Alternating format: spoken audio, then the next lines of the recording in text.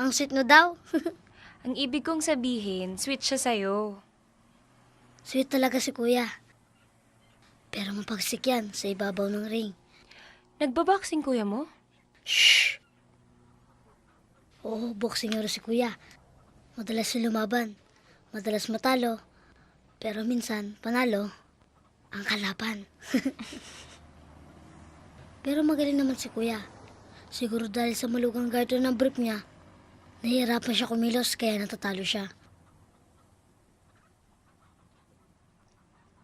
Sama ka sa akin ate. Manood tayo ng laban ni kuya. Anong araw nga yun?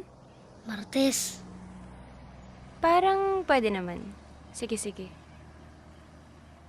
Oh, eto Eneng. Ayos na to. Ganda ng pagkatahi na ya. Parang brand new. Brand new. Salamat po. Una na ako ah. Sige ate. Bye-bye.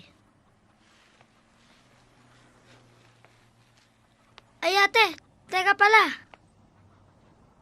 Kuya, aalis na. Wala ka ba ipapasabi? Wala. Ate, bye-bye daw. Ingat ka daw. Shh.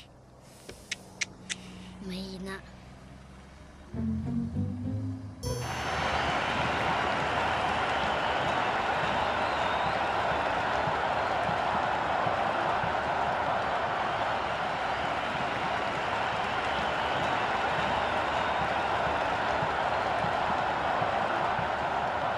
Excuse po. Excuse me po.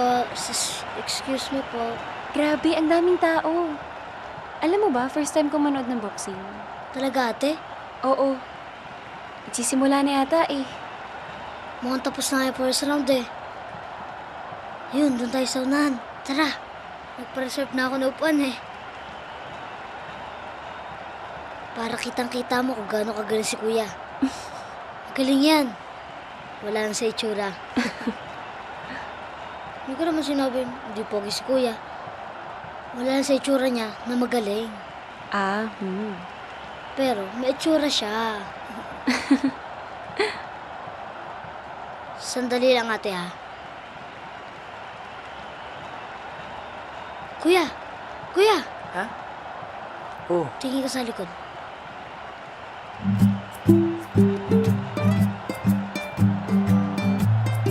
Dapat panalo yun ha. Pinagyabang na kita. oo. Ako na.